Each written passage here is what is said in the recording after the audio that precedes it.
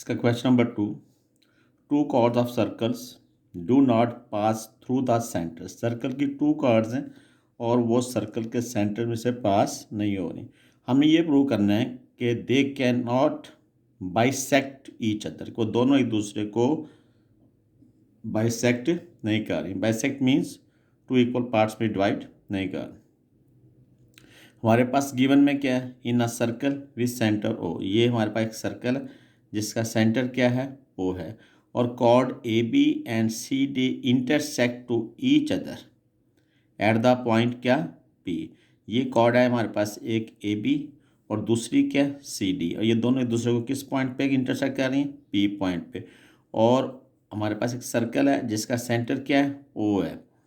और फिर क्या गिवन है कि A B and C D two chords हैं और जो दोनों एक दूसरे को किस पॉइंट पे इंटरसेक्ट कर रही हैं, पी पॉइंट पे। ठीक है, हमने क्या प्रूव करना है, to prove P is not a mid point. ये जो पी जो है वो मिड पॉइंट नहीं है। किसका मिड पॉइंट नहीं है, ए बी का और सी डी का। क्योंकि स्टेटमेंट क्या कहती थी कि two chords of circle do not pass through the centre, कि सर्कल की टू कॉर्ड हैं जो सर्कल के सेंटर में से पास नहीं हो रही। हमने ये प्रूव करना है कि वो दोनों एक दूसरे को बाइसेक्ट नहीं कर रहे।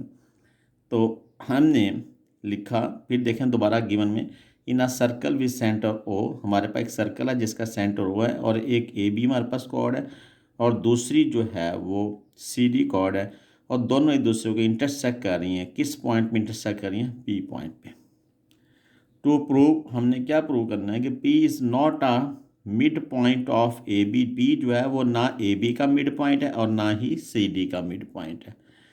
कंस्ट्रक्शन में हमने ओ के परपेंडिकुलर ड्रॉ किया किस पर, ए बी पर, और ओ एच परपेंडिकुलर ड्रॉ किया किस पर, सी डी पर।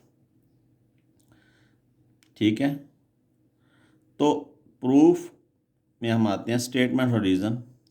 इसमें ए के जो है वो किसके इक्वल है, के बी के।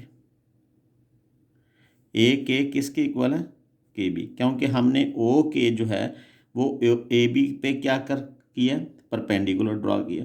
जब परपेंडिकुलर ड्रॉ किया तो इसका मतलब ये हुआ कि ए के जो है किसके इक्वल हो गया, के बी के या बी के।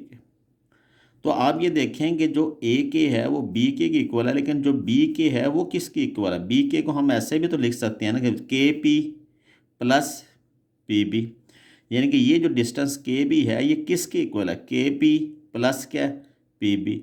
तो हमने लिखा measurement A K is equal to measurement B K, और बी के को हमने क्या लिखा कि measurement K P plus measurement P B, यानी दोनों इन दोनों डिस्टेंस को प्लस कर लें तो किसकी इक्वल आती है, के बी की।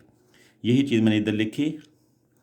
तो therefore P is not a, P जो है P is not a mid point of A B. तो पी जो है वो ए बी का फिर क्या हुआ, मिड पॉइंट नहीं है।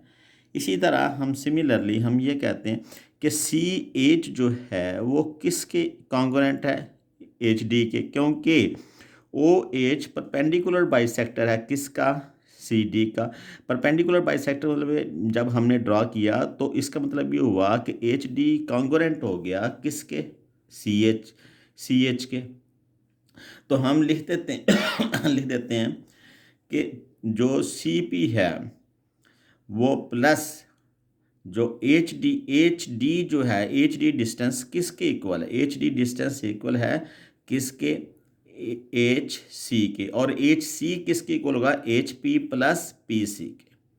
ये देखिए मैंने लिखा सिमिलरली सी एच कॉन्ग्रुएंट है किसके, एच डी के, और सी पी प्लस और सी एच किसके इक्वल है, सी एच यहाँ से लेके यहाँ तक डिस्टेंस किसके इक्वल है, H P plus P C. तो मैंने सी एच की जगह पे क्या लिखा, measurement C P plus measurement P H is equal to measurement H D. तो फिर यहाँ पे भी पी जो है वो मिड पॉइंट नहीं है, किसका मिड पॉइंट नहीं है, सी का, क्योंकि सी डी का मिड पॉइंट जो है वो तो एच है। तो यहाँ पे भी पी जो है वो सी डी का मिड पॉइंट नहीं है। तो यही चीज़ हमने प्रूव करनी थी। Therefore P is not a mid point of C D, so A B and C D can not bisect to each other. तो इसका मतलब ये हुआ कि ये वाली जो कॉर्ड है ए बी और सी डी, ये दोनों एक दूसरे को बाइसेक्ट नहीं कर रही, दोनों एक दूसरे को टू इक्वल पार्ट्स में डिवाइड नहीं करनी। यही चीज़ हमने क्या करनी थी, प्रूव करनी थी।